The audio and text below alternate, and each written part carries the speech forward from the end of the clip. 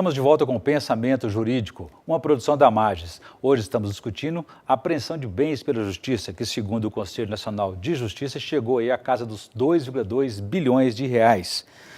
E nós estamos entrevistando, a esse respeito, o juiz Wagner Guerreiro, que é titular da Vara de Execuções Criminais e Precatórias Criminais da comarca de Uberaba, no Triângulo Mineiro.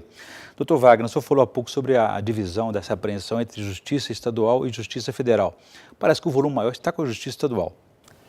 O número de delitos que são de competência da Justiça Estadual é muito maior. Em consequência, o volume do que é apreendido na Justiça Estadual é um volume em termos de quantidade muito maior. Seria o varejo atacado? Mas, eu acredito que os bens de valor expressivo normalmente estariam hoje apreendidos perante a Justiça Federal, que cuida daquela criminalidade que é a criminalidade mais complexa, a lavagem de dinheiro, a sonegação fiscal, o tráfico internacional de drogas, né? Então isso acaba repercutindo numa apreensão de bens auferidos com o produto do crime, bens de repercussão econômica muito maior do que a Justiça Estadual. A Justiça Estadual ela tem um leque muito grande, mas a maioria dos casos você tem lá uma bicicleta que foi apreendida produto de furto, a peça de um carro, uma calota, um chassi, uma bolsa, um celular, e normalmente você não consegue identificar e associar as vítimas desses inúmeros furtos e roubos para poder, inclusive, fazer a restituição. Então, isso acaba entulhando o ambiente de delegacia, entulhando depois o ambiente forense.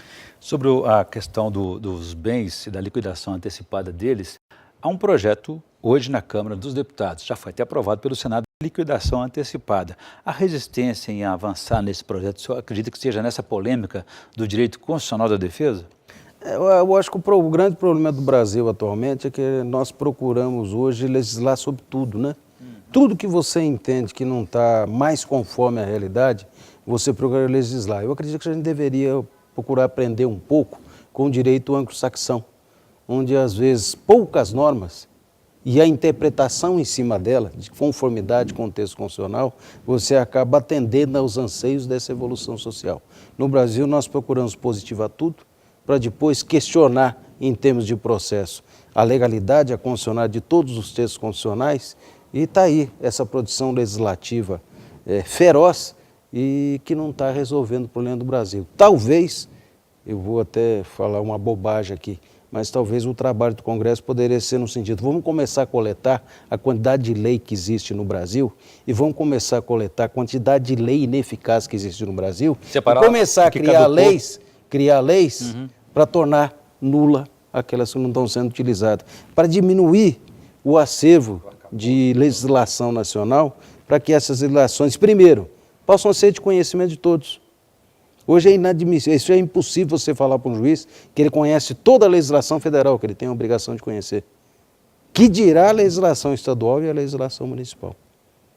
Então, esse fato de a todo momento você estar pensando em uma modificação legislativa é importante, só que eu acho que tem que ser olhado de uma outra forma. Muitas vezes a interpretação jurisprudencial, tá? Os olhos voltados para a correta interpretação do texto que existe, adequando esse texto à realidade social já seria o suficiente, do que você ter o custo elevado, por exemplo, de um processo legiferante, processo legislativo, para se criar uma outra norma para resolver um problema que poderia ser resolvido facilmente. Nós já temos decisões, nós já temos manifestações jurisprudenciais sobre a possibilidade de alienação antecipada. Quer dizer, a Justiça de acordo já com fez, cada já situação. tomou essa iniciativa? Sim, já existem. Bem, já foram ligados. O senhor citou o caso do mega traficante colombiano, o Juan Carlos Abadia. Essa situação, ela foi já concluída já esse processo? Eu não tenho conhecimento, mas salvo engano, não.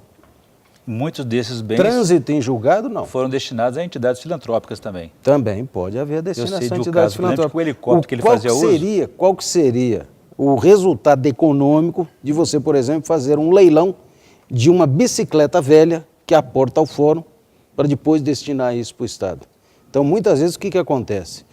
Acontece em atos, às vezes, até que pode ser considerado atos de ousadia. Pega-se, destina-se a uma entidade filantrópica. Você tem entidades hoje que transformam aquela grade, né, aquele, não sei como é que chama, da bicicleta, tem entidades que acabam recebendo aquilo, transformando aquilo em cadeiras de roda.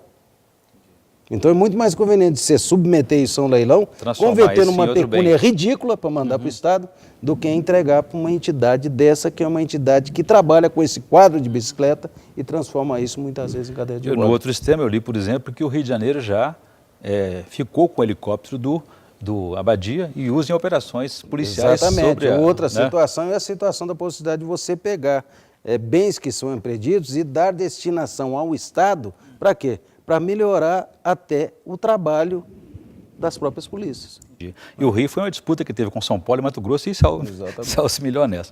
Eu queria fazer um breve intervalo para o senhor fazer a indicação de leitura no nosso quadro Pensamento Literário, por favor.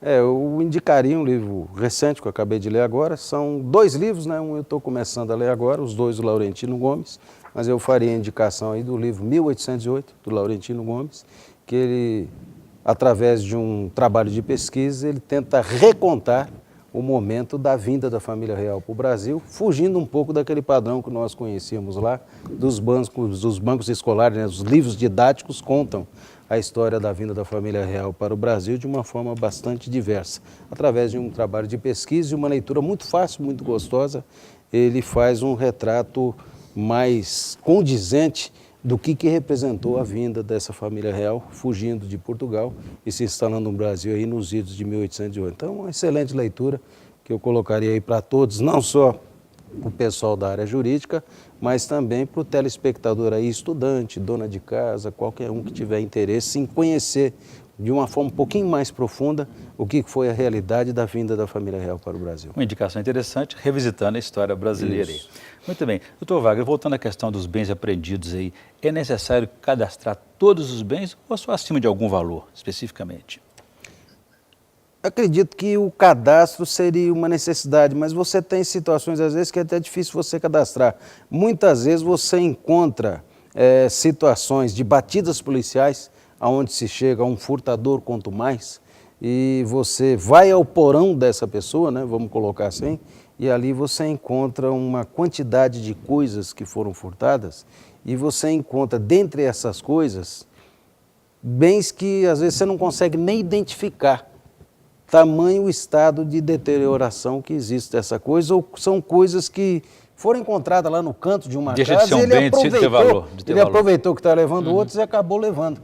Então eu acho que aquilo que tem repercussão, ele deveria ser cadastrado. Embora tudo aquilo que é objeto de apreensão, ele tenha que ser feito o registro num auto de apreensão, e depois esse auto de apreensão tem que ser confirmado no fórum e esses bens levados todos para o fórum. Entendi. Além das polícias, quem mais pode fazer apreensão de bens no país? Quais órgãos? Pode ser determinado até por ordem judicial, é possível você determinar o chamado sequestro criminal. O Ministério Público pode postular uma medida que nós chamamos de uma medida preventiva, que é uma medida cautelar, uma medida preventiva, tendente a fazer apreensão de bens que teriam sido adquiridos com produto de crime, para tornar esses bens indisponíveis antes até da ação penal que vai ser intentada. Muito bem, eu conversei aqui com o juiz Wagner Guerreiro, que é titular da Vara de Execuções Criminais e Precatórios Criminais da comarca de Uberaba, no Triângulo Mineiro. Falamos aí sobre os bens apreendidos pela Justiça, que segundo o CNJ chegou à casa dos 2,2 bilhões de reais. Muito bem, doutor Wagner, obrigado pela entrevista, foi um prazer recebê-lo aqui mais uma vez no Pensamento Jurídico. Eu que agradeço, estou sempre à disposição. Muito obrigado. Bom, nós ficamos por aqui. Se você quiser participar do Pensamento Jurídico, escreva para o Pensamento Jurídico com o pensamento@amages.com.br. pensamento@amages.com.br. Obrigado e até a próxima.